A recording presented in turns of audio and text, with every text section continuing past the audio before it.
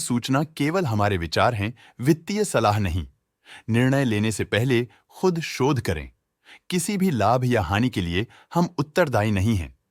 आज हम देख रहे हैं उषा मार्टिन लिमिटेड के 2025-26 Q1 की standalone financial performance. Starting with the sales, पिछले क्वार्टर से सेल्स में -1% का डिक्रीज हुआ है, मगर कंपनी ने पिछले साल के मुकाबले 5% का सेल्स इंक्रीज रिपोर्ट किया। Expenses 0% quarter on quarter increase हो गए हैं, जो साल भर के 7.5% के राइज के साथ अलाइन करता है।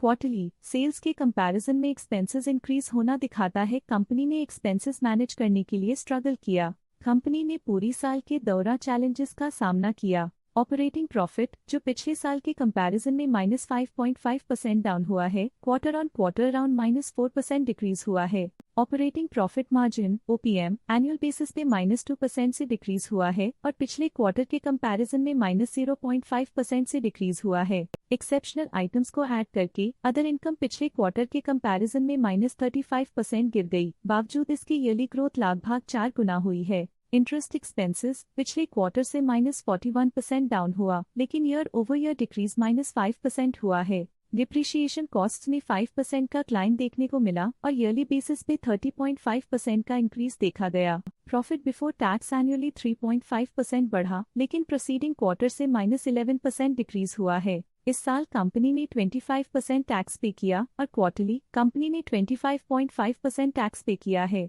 नेट प्रॉफिट ने ईयर ऑन ईयर 3% का इंक्रीज दिखाया, लेकिन लास्ट क्वार्टर से -9.5% का कंट्रैक्शन हुआ है। इस क्वार्टर के दौरान कंपनी का परफॉर्मेंस इतना अच्छा नहीं रहा। नेगेटिव नेट प्रॉफिट लॉसेस को इंडिकेट करता है।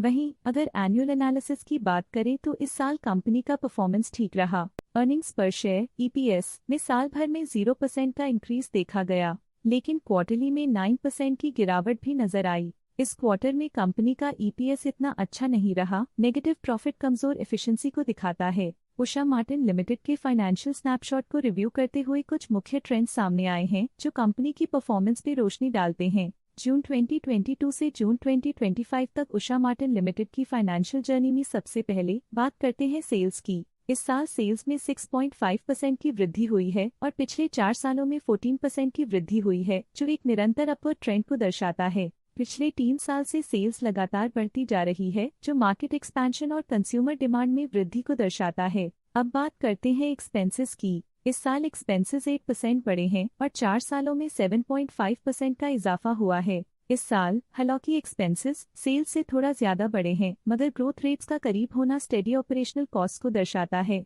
ऑपरेटिंग प्रॉफिट का सफर स्टेडीली ऊपर चढ़ रहा है, इस साल 0.5% की बढ़ोतरी के साथ, और पिछले 4 सालों में 56% का नोटिसेबल राइज हुआ है। पिछले 3 साल से ऑपरेटिंग प्रॉफिट लगातार बढ़ रहा है, जो कॉस्ट मैनेजमेंट और ऑपरेशनल कुशलता को दर्शाता है। इस साल नेट प्रॉफिट में -3% की गिरावट हुई, लेकिन पिछले 4 सालों में 32% की बढ़ोतरी हुई है, जो कंपनी की मजबूती दिखाता है। इस साल नेट प्रॉफिट में आई कमी के बावजूद पिछले सालों में हुई पॉजिटिव वृद्धि एक अस्थायी मार्केट एडजस्टमेंट को दर्शाता है। EPS के लिए रास्ता कठिन रहा है। इस साल EPS -28% डिक्रीज हुआ और पिछले 4 सालों में कुल मिलाकर -2% की गिरावट हुई है। इस साल EPS में कमी आने के बावजूद पिछले सालों की ग्रोथ कंपनी की मजबूत ओवरऑल परफॉर्मेंस को अंडरलाइन करती है। चलिए अब बात करते हैं शेयर होल्डिंग पैटर्न की। उषा मार्टिन की शेयर होल्डिंग रिपोर्ट्स कुछ इस प्रकार की हैं, जो अननोन 2025 के तक चलता है। ये रिपोर्ट कंपनी के शेयर्स की डिटेल्ड जानकारी देता है, जिसमें promoters, promoter groups, foreign investors, public investors और सरकारी एंटिटीज शामिल हैं।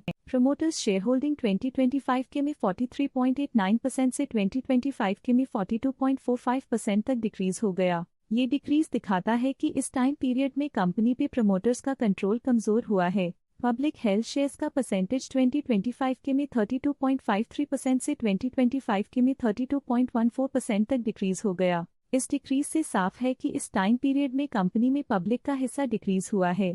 जब कंपनी के शेयर्स का अधिकतम हिस्सा प्रमोटर्स, FII, DII या गवर्नमेंट के पास होता है, तब ये माना जाता है कि कंपनी मजबूत हाथों में है, जो स्थिरता और मजबूत समर्थन को दर्शाता है और इस मार्केट की स्थिरता बनी रहती है। DII डोमेस्टिक इंस्टीट्यूशनल इन्वेस्टर्स ने अपना शेयर होल्डिंग 2025 में 9.26% से 2025 में 11.06% तक इंक्रीज किया। ये बताता है कि डोमेस्टिक इंस्टीट्यूशंस ने कंपनी में अपना इंटरेस्ट 1.8% तक इंक्रीज किया है।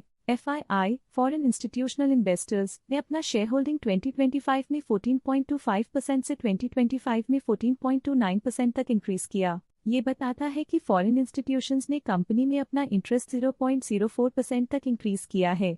ये था कंपनी का करंट शेयर होल्डिंग पैटर्न। चलिए देखते हैं कुछ इंटरेस्टिंग प्रमोटर डील्स जो हाल ही में कंप्लीट हुई। 19 जून 2025 को Peter house investments India limited ने 3.5 लाख शेयर्स एग्जिट कर लिए 310.64 रुपीस पर यूनिट के हिसाब से, जिसका टोटल था 10.9 करोड़।